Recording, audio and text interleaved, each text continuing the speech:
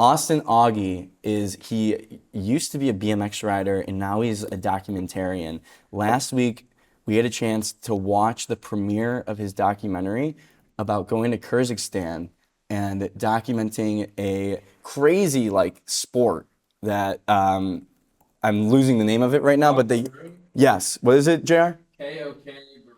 Yeah, Cockburoo. And he goes out there and he makes a documentary about these people, the community, the sport where they use a goat carcass as the ball and they're on horseback. And it was a crazy thing to watch, but obviously the angle for us, sponsored by Air. So a brand sponsored this, a SaaS brand of all brands, came in and was like, we want to sponsor this content. We watched it. There was like there wasn't like an ad read. It wasn't like Augie stopped in the middle of it and was like, shout out to Air. They just kind of let him do his thing, which I think is interesting. Sign of the times kind of thing, branded entertainment. So Let's bring him in. Let's bring in our guy Augie to talk about it. How's it going, sir? Hello, am I in here? You're in. You are in. How are you feeling? Wow, I'm feeling good, man. Because that's my first time being on a live TV show or a No. streaming show. This is how we do Live it. TV. This is live TV. We don't have a kill switch either. Yeah. So if you say something crazy, it will be broadcast and it will be online forever. Forever. I'm not worried. Okay, I'm sweet. media trained. Also, I want to ask because I I have don't some have behind the me media actually. training. Tell me what to Get the Throughout media the training media out the training door. out I want to talk with you about this documentary. Obviously, I mean, for those that don't know, I mean, you've amassed such an incredible following. I guess, do you want to give an intro to the people before we jump into the documentary? Like, let us know who we talking to right now. Yeah, yeah, man. It kind of all started. I was a professional BMX rider for I think 10 years or so, and throughout that process, I got a talent agency and I became a model. And then throughout that whole time, back when Casey Neistat was doing those daily vlogs, I kind of hopped on that bandwagon and just did daily videos for like a year and a half. So, um, uploaded for a year and a half, kind of garnered a pretty good following, a loyal following, people who really are interested in what I do, beyond the scope of the content that we create. But since that time, I've kind of navigated more into photography, stopped doing BMX and then, really leaned more into traveling the world and documenting the world. And it's gone quite well, actually, surprisingly. Yeah. And That is kind of led us amazing. that's kind of like a quick synopsis, but Yeah. Why was it surprising to you that you were able to get things cooking? well, I think it's been about shoot. I've been try. I quit doing YouTube like strategically and like consistently about 4 years ago, and then trying to build up this like a body of work where it's like I can show people that I can do photography. Already have the work from the YouTube channel and the social stuff. I just need to be able to marry the two together. So it just took a bit of kind of trial and error and how to build this up in a way where it's like, how can I stick to my artist craft and the artistry of what I want to do, but also kind of lean into the world that we're going into now, this content creation world, this online presence that you kind of have to do what especially as an artist now, you can't just be an artist, I think, anymore. You kind of have to dip your toes in a little bit in all these different worlds. So it's nice to be able to have it kind of come together in this like authentic way and not like a force like me doing fucking sorry No, you can me swear. doing like I don't know, some like DraftKings pick or some like sports betting thing on my, it's just I feel like it's really authentic and that's why it's been really good with Air. So I was I guess that answers the question. you, Augie, you're an artist, right? And I'm not familiar on the world too much, but I would imagine artists have some sort of galleries or screenings, and they get money through selling their work. Is that a fair Yeah, just yeah, generalization? So it's so yeah. interesting to me then, I like that you're working with a brand partner on like this new film that you have. yeah. Yeah, I think the kind of the issue with especially in the art world. I mean, I'm not too familiar with like the painting art world, but in the photography world, you kind of find a gallery, you go sell your work for a lot of money, and like it becomes quite pretentious. And I would be down with the pretentiousness. I wouldn't mind going to a little gallery, For but sure.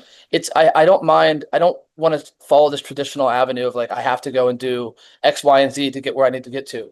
I don't want to follow these rules. So I think any way where I can be behind the lens and create the work that I want to create. Uh, I'm not afraid to dabble in it. And I think, like I said, the error in the documentary that we did with them was it was just such a great collaboration because I didn't have any rules. I didn't have to go and do like you were saying earlier. I didn't have to go and be like, this is Air file sharing app. It's like, no, they just really wanted me to go out and create a body of work that reflected me. And then organically, they've gotten a following from what I've done in a way where I've never seen before in anything I've done post wise.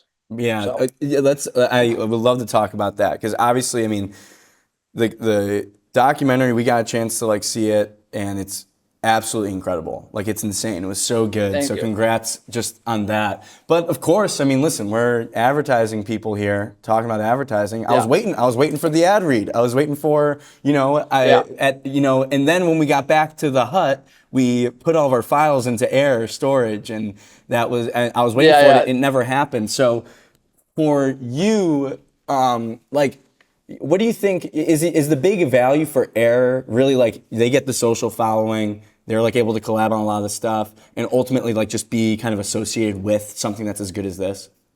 Yeah. Yeah. I think what, Shane and Ari are doing, I mean, Ari's kind of like my right hand man. And, Shane, just quick backstory to Air, by the way. I shot the CEO's wedding in India. That's I spent crazy. so really, really wild at how this whole collaboration kind of came about. And it's very serendipitous and really beautiful. And it, makes me feel good, to kind of have this one event kind of lead to all these other events we'd be able to do with Air. But, um, what were you saying? Can you ask Yeah, the question again? Sorry, just I like got what do you like confused. what's I got Air? lost. What do you think is the big value that you're driving for Air by like kind of Um, purposely avoiding very in your face I, ad read sort of stuff? You know, I think I mean, I kind of had this conversation with my DP when we're traveling together too. It's like, what is Air getting from what we're doing? And I think what it showcases is that you can be a tech company, but you can also invest into real artistry. They do a lot of AI stuff, and I think that kind of can be a little bit of a red flag for a lot of artists. But I think giving me the opportunity to go and travel the world and showcase real stories shows them as a real brand. You know what I Right. mean? It makes it so they're authentic, and I think Mhm. that's what really showcases them as a whole. And then also the social following they're getting, and then I think the people who do kind of bleed over from my Instagram to their Yeah. Instagram are just like are fans, and they want to support things that they want to support art the people who support artists. If that makes sense. It's so we hear over and over again the importance of a brand not getting in the way of the creator. And usually there's some sort of brief. This one, it doesn't Yeah, sound like Air had any sort of mandatories, parameters. Of course, we've worked with Ari too. We can confirm this is very true with working with Air. So much so that your documentary, it's wild. Like you need to explain to the Yeah. people what you were able to do and what the capture with Air's support. yeah. Well, I guess it all started off. Well, the whole thing. This is like our third trip. It's our third and final trip. Kind of the Air collaboration just um kind of ended. This like first series. I would love to do another series with them if they're. I think Ari's probably watching and Shane. We should definitely do those series. But it's we started. We did Peru. We did a 36-hour uh boat ride in Peru to the Amazon jungle. So this is kind of like the catalyst or the like the the blossoming of the flower this Mhm. last trip. And so we went to Kyrgyzstan with the idea of documenting the sport called cockburoo. We actually have a team in Montana, and they call it buzkashi here in the U.S. But in Kyrgyzstan, Afghanistan, any of the stands, they call it cockburoo. And we showed up with this idea that we were going to go and document the actual event, which is like 100 horses, thousands of horses in this middle of this field, and they all going after this one dead goat carcass. It turns out when we showed up, the season was over. We weren't going to be able to find it. But the first day we showed up, and I'll leave kind of a little bit to the allure, but we meet a taxi driver, and this taxi driver kind of like first day we show up to Kyrgyzstan, he just shows us the way, gets us into this cockburoo team, and like we're documenting the team, and then uh, we actually ended up hosting our own game and like buying our own goat and killing the goat. It was quite sad. Mhm. We called him Ball. Mm. That's what Sauce called. We called him Ball. But yeah, we bought the goat, had to kill the goat, and then we hosted our own game with a village. And the story was supposed to be about the sport itself, but what ended up happening is the story is about how we got to the story itself. It's like meeting the taxi driver, and um, it was just you have to see it. I guess it's a Yeah. really Yeah. weird, And yeah, I guess but crazy, it's crazy. It's crazy. it is crazy. And it's just so fascinating to me that a B2B Yeah. tech brand would want to sponsor this, but it makes sense now knowing that they're a creative, like, they help Yeah. creatives do what they do best, which is to create and not worry about how their files are stored. Yeah, I want to ask Augie about like because we talked about it a little bit when at the premiere, but about this idea of how do you create content that as many people are going to see as possible while also maintaining the craft and the storytelling. Because like you showed us a Yeah. 15-minute video. I wouldn't say a 15-minute video is necessarily the most like platform optimized way to produce something these days. Like it should be 30 to 45 seconds. So how do you think about that? Because you can't get the story in 30 seconds. It has to live as something longer. So how do you think Yeah. about that as someone who's making like these kind of documentaries? I talked about it in the panel after the film. I think what we have here is we have this overarching piece of work, which is the long form piece. And to be honest, a lot of the stuff on YouTube now, the long form stuff's doing quite well. If you look at a lot of the Yes Theory guys, they're like doing 45-minute docs of like finding the loneliest man on the planet. These 45-minute pieces are working. They just have to be really engaging throughout the whole time. And that's something that we're working on our end. But we have this kind of like little machine that works. We have the reels that kind of take away from the long form piece we put on Instagram, and those do really well, doing millions of views, and Yeah. it's quite nice. But that really feeds that content machine that kind of keeps us in the relevancy of things, like putting us in the eyes. Mhm. And then we have the long form stuff that can kind of showcase that story. People are interested. So we have that kind of, if you want to see the short form stuff, you go from YouTube to Insta. You want to see the long form, you go from Insta to YouTube. Yeah. But then we also have we have the tangible stuff that comes from these pieces, the photos and the books that we make. So I think it's just kind of having a well-oiled machine where you can have your feet in all these different doors and making sure that you're like, you're doing all the things necessary, I guess. Yeah, it's really interesting make because like sense? if you go to your Instagram page right now, it almost feels like if you go to the grid, it's as if it's like a season almost. Like all the content is from this trip, and it's dispersed between like clips and pictures and different forms Yeah. of media, and it almost feels like you're immersed and you like are very focused on this. I like almost want to call it a season. Because it's like a season of the Well, Augie TV show, and this is the latest season yeah, of it. that's kind of dude, it's spot on. Like obviously TV show, we kind of try to navigate from more like not traditional TV, but Right. more streaming. But that was kind of the goal of this doc, was kind of a proof of concept. And I think we're kind of moving in a direction where that's going to happen. You've seen what Nico's doing with what's he doing with the chef, the Revival. big guy? Oh, Maddie Matheson. Oh, Yeah, like, yeah. yeah, so they did a 25 episode series with them, and I feel like there's a world where it could work on Instagram, but my idea is to obviously have it on YouTube and Instagram, this like long form TV show or streaming show, which is kind of like our idea. But um, yeah, man, Yeah. it's important to make sure that the Instagram that I'm doing is very relevant to the work I'm doing. So because social nowadays can be so toxic, and I don't want to showcase my personal life on there like I did in my vlogs. I much rather showcase the work that we're doing Yeah. and keep people immersed in the work, so it's less about me and more about the things that we're doing. So It's a little for bit about me. the people out there, like I think there's a lot of people that aspire to like create, and especially these days, even like the brands that we talk to, the marketers out there, the CMOs, the ad agencies, it's like figuring out how to get reps and like make things and like continue to be fresh on social media. Can you talk about like through your journey, doing those personal vlogs every day? I feel like was probably so amazing for just getting reps, but like how have you gotten Yeah. to the point, or like how have you built up the muscle of storytelling? Because if you watch the documentary, I think you'll very clearly understand how great of a storyteller you are. But how do you build that Yeah. muscle? You know, the best thing about doing the vlogs is that you have a narrative already built into your day. You have the beginning, you have the middle, the end. You have the wake up scene, you have some sort of climax during the day, then you have the bed scene, right? So it was really easy to kind of start to garner or like work on my storytelling craft within those vlogs because it's very story driven, linear storytelling. And um, I mean, that's pretty much it. I think just doing it for a year and a half, you kind of learn how to tell a story through the lens.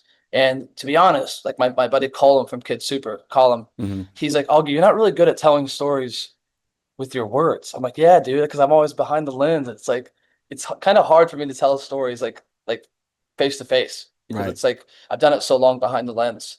Yeah. Um, but yeah, I think it just comes from trials and tribulations and making shit work, making good work, and then just getting better at it. Is there anything coming up? Is there a project that you're Where are you excited going about? next? Yeah, what's next? What's next? I'm not too sure, man. We just, I've been gone for the past 6 months, so I'm trying to like hone in on all the work that we've been doing. And Back to work it's like now, my business Augie. partner. Yeah, my business partner's like, oh, you got to stay put for a bit. Like we have too much stuff, and like our website needs updating, and uh, I would love to. I might be going to Mexico for the e-formula stuff, and I would like to go to Russia soon. Obviously, there's some caveats to that, but you know, just want to be on the road, man. That's awesome. I mean, listen, if there brands out there, I feel like it's just such a great opportunity. I mean, you just see the effects that it has for a brand like Air, to see like the social following go up, Yeah. and the social content itself, and bring them in without having, like when we talk with Nico, that was his big thing, is like consumers aren't dumb. Like they'll see your brand. Especially with like you can collab on Instagram, you'll see the logo and all that. Like they'll find the brand. You don't have to shove it down their faces. Yeah. And to be honest, I think we did kind of tap into it. I never seen what we've done until I saw what Nico did with Maddie Matheson. I think that's like the first time I've actually seen a series based like Airbnb working with them. I mean, it's such a great concept to be able to have a brand. Is like, listen, like let's say we wanted Red Bull. Obviously, Red Bull's a different beast in itself. But just as an example, if Red Bull like gave us a budget and said, "Hey, Augie, go and do this 3-episode series," you're kind of giving like it's like a produced by. It's almost like they're producing a TV show now. It's not an ad anymore. Yeah. So it's like you're producing something that inadvertently becomes an ad, but it's not like this like spoken truth, Yep. So it's definitely something I think is really valuable to brands if they wanted to invest in stuff like what we do. Yeah. Because you get the photos, you get the videos, you get everything. That's what I think is interesting, is like the almost like multimedia nature of it, where you're not just signing up for 10 TV shows. You're signing up to like create a universe. You're creating this whole different with like different touch points, different visual ways of engaging, and like to me that's very interesting. Exactly. And then when you have all those assets, these assets, brands usually pay like, I would say, I'm not too familiar in the ad world, obviously, but I think they'd pay up to millions of dollars to have these assets. Like you'd have to pay for a photographer, you'd have to pay for DPs. I mean, we're going out with to be honest, I would love to go out with more videographers, by the way, but it's just me and Sauce, my DP, and then me with the camera. And look what all the stuff we're getting from a 2-person team. Yeah. And that's kind of what we're trying to hone in on now, is making sure these brands can like a little bit more of a budget, so we can kind of keep the same curiosity to it, but a little bit more production value. 100%. Yeah. Well, it's really impressive. I mean, that's another thing. Like, it's very impressive that you two do it. And also, fun fact, Augie edits the whole thing. Insane. That's So awesome. that's Yeah, wild. unfortunately. I'm awesome. editing right now, to be honest. Yeah. Yeah, that's wild. One day, my hands will be away from the computer. Dude, just getting in the lab, there's nothing like it. Just locking in, just getting in the lab. Augie, thank you so much for joining the show. Absolute pleasure. And for everyone Always, out there, thanks for having me on. go check it out. Go check out all the content from Kyrgyzstan. And It'll be we'll have it uploaded soon. Thursday. Thursday. Be on the All right, lookout. cheers, boys. Thursday. Yeah. See ya, Augie. Thursday on the YouTube channel. Cheers. Love guys. it. See ya. All right. That was dope. That was dope.